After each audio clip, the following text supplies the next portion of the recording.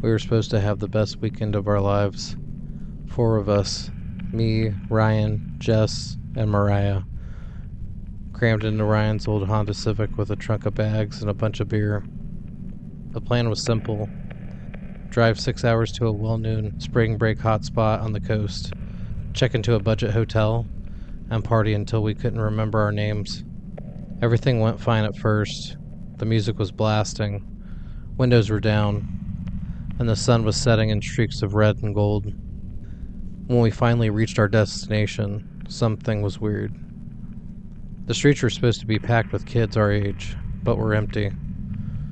Stores were closed, the Broadway signs, the boardwalk lights flickered like they hadn't been replaced in a long time. Ryan laughed it off. I guess we're early. Everyone's probably at the bars. So we found our hotel, the Bayview Inn.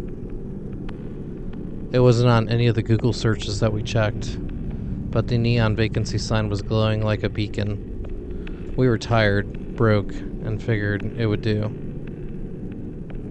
The man at the front desk looked uncanny. He smiled too wide. It looked like he had too many teeth. His eyes never blinked while we were standing there. Not once. He slid 4 old-fashioned brass keys across the counter. Top floor. Rooms are ready. The view of the water is unforgettable. Jess whispered to me that she didn't like the way that guy said that. But Ryan just grabbed the keys and led the way. The top floor looked abandoned. Dusty carpet with flickering lights. Every door was shut tight, except ours.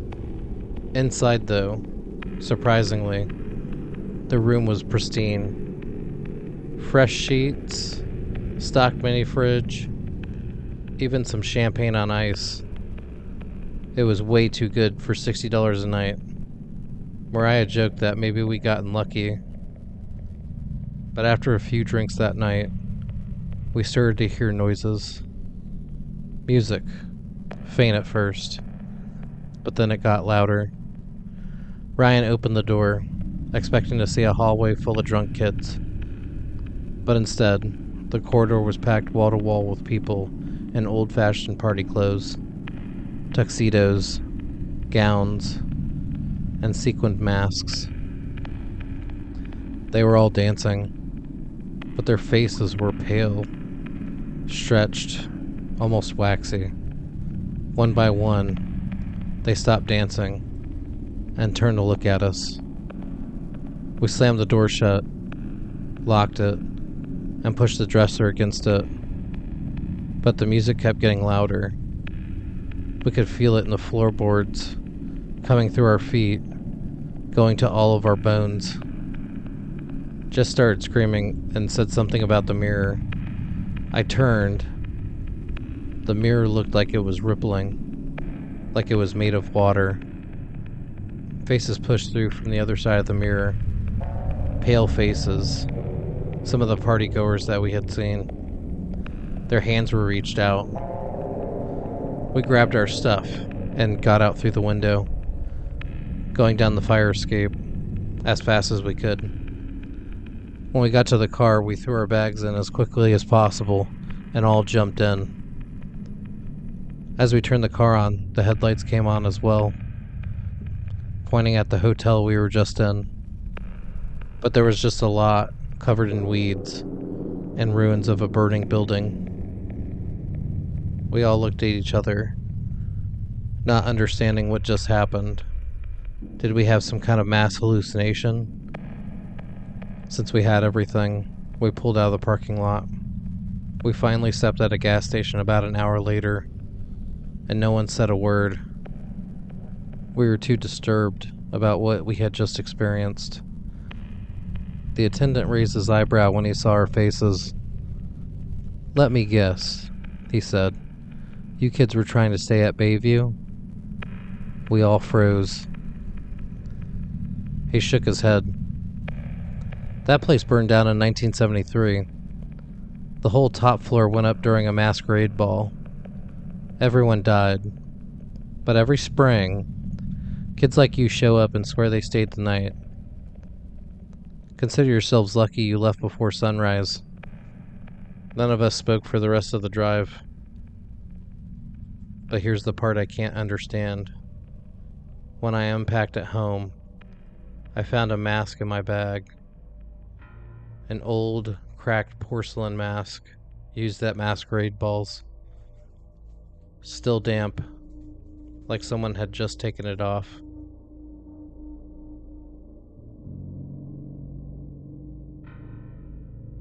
I don't usually leave reviews for hotels, but if I did, this one would have been 1 star. And not because of the bed sheets or the service. I was driving through Nevada last summer when I got too tired to keep going. Middle of the desert, pitch black outside. I pulled off at the first motel I saw. It wasn't even on my GPS, just a faded sign that said, "Rooms available." Inside, the lobby was lit by a single lamp. An older man sat behind the desk, smiling too wide. His skin looked almost stretched, like it didn't quite fit. "Traveling alone?" he asked, before I could even give him my ID. I didn't like that, but I nodded.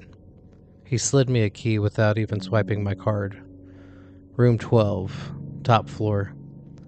The elevator's broken, so you have to take the stairs." Room 12 looked fine at first.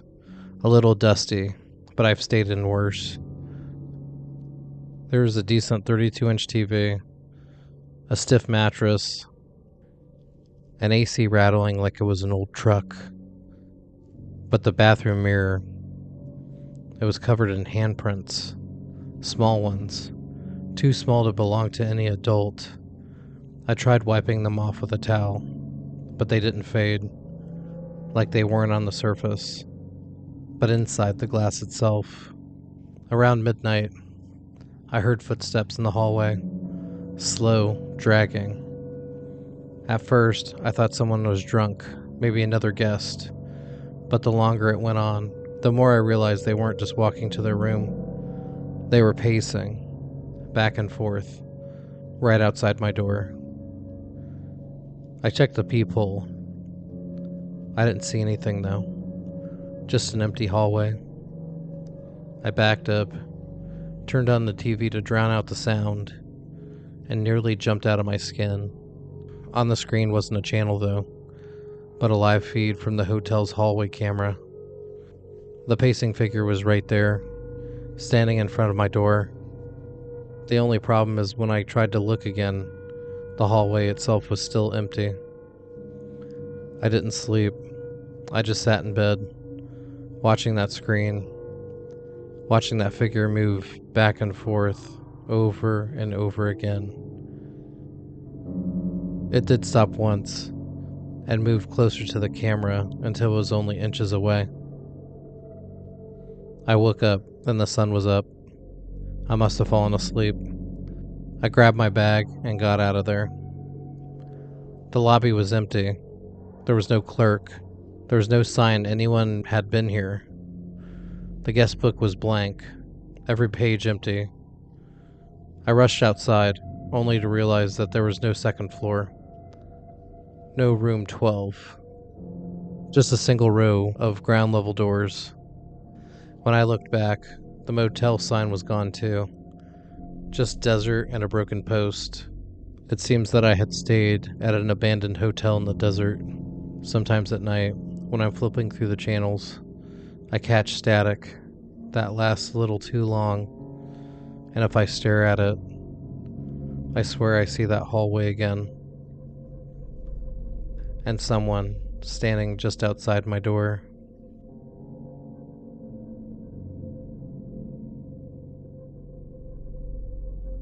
I travel for work more than I'd like to admit. Hotels all start to blur together after a while. Same beige walls, same scratchy blankets, same continental breakfast with rubber eggs. But there's one trip I'll never forget. It was last winter. I was driving through Arizona, exhausted after back-to-back meetings. I booked a small hotel just off the interstate. Nothing fancy, just a place to crash for the night. When I pulled in, the parking lot was half empty. The neon sign buzzed and flickered like it hadn't been serviced in years. Inside, the lobby was clean, but strangely quiet. The clerk behind the desk barely looked at me, just slid over a key card and said, "Room 6, end of the hall." His voice was flat, rehearsed. When I walked down the hallway, I noticed something weird right away. The numbers went 2, 4, 6, 8. But where was room 5? There was a door there, but no number plate. Just a faint rectangle where one must have been ripped off. My room was fine at first glance. The bed was made, TV bolted to the dresser. The bathroom was stocked with tiny soaps. But something felt weird. The air was heavier than it should have been. As I unpacked, I noticed something strange. There was a connecting door to the missing room, room 5. Hotels often have adjoining doors, but this one didn't have a handle on my side, like it wasn't meant to be open. I shrugged it off. Fatigue makes you imagine things. Around 2 a.m., I woke up to a sound. Not the ice machine, not footsteps in the hall. No, it was whispering, coming through the door to room 5. I pressed my ear against it. It was a woman's voice, too soft to make out words, but steady, like a lullaby. When I flipped on the light, it stopped. The next morning, I asked the clerk about the missing room. He froze for a second before forcing a smile. Some rooms are under renovation. His eyes didn't match his words. Since I didn't have to be at my destination for a little bit, I figured I'd go see the town and stay one more night, at least. I was getting curious about room 5 for some reason, almost an obsession. What was in that room, and why was I drawn to it so much? Later that night, I tried to sleep again, but the whispers came back, this time louder, almost pleading. I could hear scratching too, fingernails dragging down the other side of the door. I shouted for it to stop. The sound cut off immediately, but then from the other side, I heard my own voice whisper back, "You stop." By the third day, I was done. I barely slept, barely ate. I packed my things and went to check out. It was a different clerk when I went to go check out, and he looked really confused when I handed him my key. "Sir, we don't put anyone in room 6. That section's been closed off for years." I asked, "Why? What happened?" The clerk told me that room 5 and 6 were the site of a grisly family murder. There was a family that shared the adjoining rooms, and someone broke in. The parents were in one room, and the kids were in the other, connected by the adjoining door. Late one night, somebody broke into their room to rob them. But something happened. The dad tried to fight back, and that's when the robber decided to take them all out. He took the parents out first, and then figured out the adjoining door led to the kids, and then he took the kids out too. He grabbed all the valuables he could before he left, and was never seen again. So we closed off room 5, and room 6 isn't supposed to be checked in. Did you hear any whispers when you were in there? Yeah, I did. What was that? The whispers are from the kids. It's been reported before, which is why we don't put anybody in that room. It freaks them out too much. So I'm surprised somebody gave you the key. I drove away that morning, still shaking. But sometimes at night, when I'm in yet another beige hotel room, I hear whispers in the vents. And every so often, When I glance in the mirror, just for a split second, I can see that adjoining door behind me, slowly swinging open. Hey, Spooky Sooner here. Working on a couple things. College party horror stories. Yandere Horror Stories Part 5. And starting to work on Halloween horror stories for 2025. So stay tuned for that. If you have any ideas or stories you want me to read, I'm at spookysooner7964@gmail.com. Look me up. Also, there's a Patreon that I have at Spooky Sooner that has some of the pictures, scripts, and things like that I've used for the videos. So if you're interested in more content, go check that out. Thanks for all the support, and stay spooky. What was that? What was... I shouted. Stop. I shouted. I heard my own voice. My name was written... We were supposed to have the... Oh, wait. But when we finally rolled into town...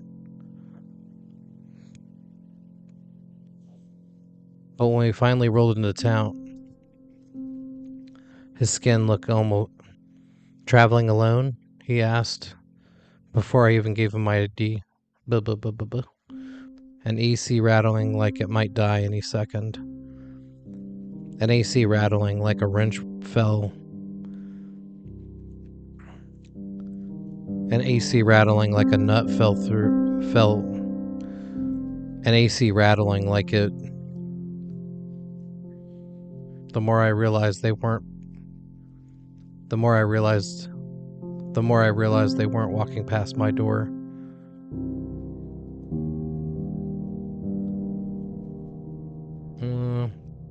I turned off the TV and tried to get to sleep, but I couldn't. I just sat in bed. Oh, well, that's gonna be contradictory. Sometimes at night, when I'm flipping through the TV channels,